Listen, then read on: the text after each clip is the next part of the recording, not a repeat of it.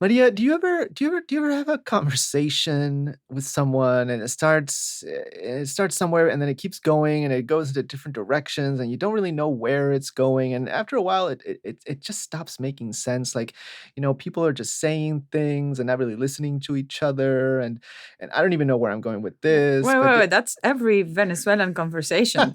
We are start interrupting each other, saying things, and at the end, you feel you solved the world problems, but of course you didn't, and it's kind of fun. it's kind of magical, It actually. is. Yeah. But guess what?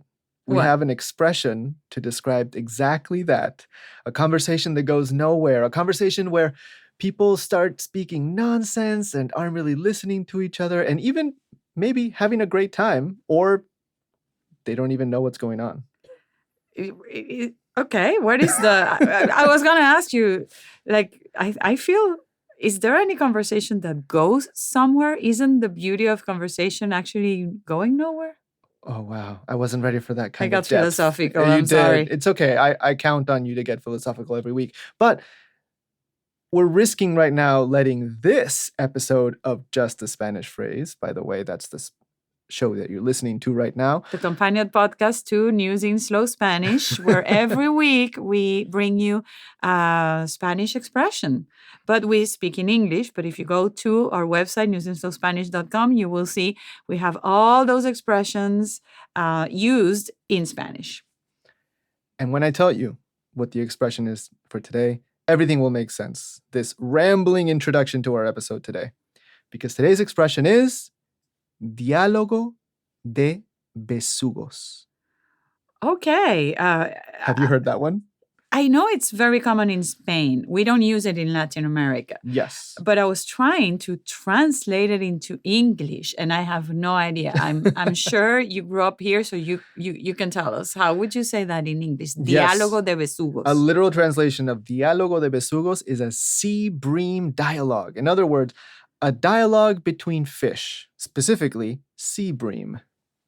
I don't even know what a sea bream is. It's a pretty average looking fish. Okay. But why? Why un diálogo de besugos, a dialogue between fish? I guess when you translate it like that, it starts to make sense. If you picture two fish having a conversation. Blop, blop, blop, blop. It's like blah, blah, blah. Yes. Pretty much. Talking and no listening. Exactly. Or if you go with that, I think now scientifically disproven idea that fish only have like a 3-second memory.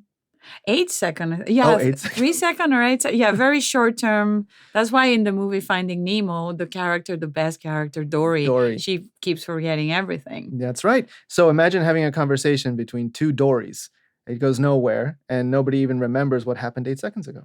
Which is like going on social media and having any kind of conversation. Yes, or any Venezuelan conversation, right? Yeah, but that's more fun. That's more like, yeah, you're right. Yeah, Caribbean conversation, Latin American conversation. So full disclosure, like Maria said, neither of us actually have a lot of experience from our youth, from our childhood with this expression, because it's most commonly used in Spain. And when I tell you the origin of this phrase, that'll make sense as well. But that's what it means. Diálogo de besugos, a dialogue among fish, is an expression that's used to describe a conversation that's going nowhere. A conversation between two people that aren't really listening to each other, and frankly, at some point, they start speaking nonsense. Which is, again, I think many of the conversations that happen nowadays are more people talking and less people listening.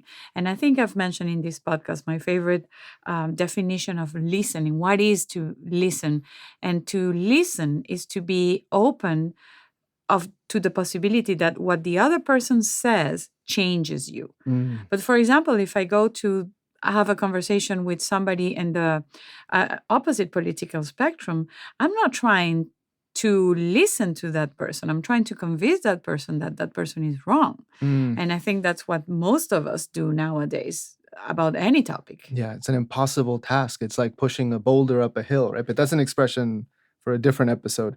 It does become a conversation that goes nowhere A- most often. A diálogo de besugos, Yeah. because the other person is trying to convince me and I'm trying to convince the other person, and none of us is listening. Actually, when the person is talking, I'm just thinking, how am I going to refute that argument, right? To your point, I think you're right. I think this is how so many conversations are headed nowadays, how they devolve. And I personally think, and this is something you and I were talking about recently, that it is a symptom, something caused by our overuse, our dependence on social media. Mm-hmm. Because conversations on social media, ironically, these networks that are supposed to bring us together, they're more divisive than real life conversations between people face to face. There are so many reasons why I think that is. One of them is that everything online, everything in social media is performative. You're acting through your avatar. It's not really you. Exactly. And you have your ideas, but sometimes you don't even use your real name. So you can say crazy ideas behind that. So, if you want to see real life examples of diálogos de besugo, so nonsensical conversations, you can look on social media. You can look at the comments section on pretty much every newspaper, every video on YouTube, even every product on Amazon. Have you ever read the comment section on products? Have I tell you what I do when I'm sad? No. I go on Amazon and I look for the banana slicer and I read the reviews on the banana slicer, and you will cry out laughing. I have heard about this, but that's a work of art. That's like brilliant. That's like a nonsensical conversation in the style of theater of the absurd. Yes. It's like, the banana slicer saved my marriage. I didn't know how to cut a banana before. It's like, my banana slicer is the other way around. My banana is veering to the right and the banana slicer Oh my gosh, all right. Now our conversation is veering into the fish conversation territory. Diálogo de besugos. Which we have to excuse only for this episode because we are pretty much performing what a diálogo de besugo could be. Exactly. We end up talking about the banana slicer. Demonstrating in an expert way. But why? Why is it this expression? Why do Other we than the fish talking? Well, exactly. It comes from, first, go way back to the besugo, this fish, the sea bream, pretty average looking fish I mentioned. And a long time ago in Spain, it started being used as a description of a kind of airheaded person, someone with a vacant stare, not very bright. Okay. So from there, you get diálogo de besugos, a conversation between two of these not very bright people. So why did we come up with this phrase? It actually came from a comic review, like a magazine for children full of comic books and other funny stories that was published in Spain between the years 1951 and somewhere in the 1970s. It's called Revista Juvenil DDT. So youth magazine, DDT youth magazine. And it always opened with this nonsensical conversation between characters, which was coined the Diálogo de besugos. I love it. And that's where it became popular. Exactly. That's where we get the phrase. And it's so popular in Spain that it's actually recognized by the Real Academia Española, the RAE. Diálogo de besugos is even recognized. Yeah. I love it. A conversation between airheads. Now, in English, we do have expressions like this, not quite as colorful as a conversation between sea breams, but you can hear things such as you're talking nonsense, you're talking out of your hat. That's the most figurative one that I could find. But interestingly, we do have lots of singular words that represent nonsensical speech, nonsensical conversations, like malarkey, codswallop. That's a nice sounding word. Wow. Okay. I should have that on spelling bee. Codswallop. Yeah. Don't ask me to spell it right now. But that is one of the differences between English and Spanish here, that we don't have a direct analog of the phrase diálogo de besugos. But it kind of makes sense because it is actually relatively modern. It comes from this magazine that was published in the 20th century, and now it's very popular in Spain.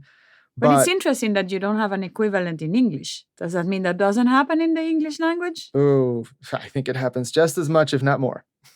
Exactly. But to me, it's fascinating how today, actually, in News in Spanish, we were talking about the Warao language. And some of the expressions, for example, you know how they call a friend? No. They call it my other heart. Oh, that's so sweet. Right? And rainbow, it's called a necklace of pearls or something like that. It's a serpent with necklace of serpents, serpent of necklaces. So we should make up an expression in English to talk about diálogo de besugos. Ooh, I don't have one off the top of my head right now. Trumpersation? A trumpersation. Wow. I think you nailed it. Drop the mic. Yeah, Bye. drop the mic there. We can end the episode there. And you know what? I think we probably should. Okay. Because otherwise this is going to turn into a trumpersation. A diálogo de besugos, Maria. Thank you, and we'll see you in a new episode next week. Bye.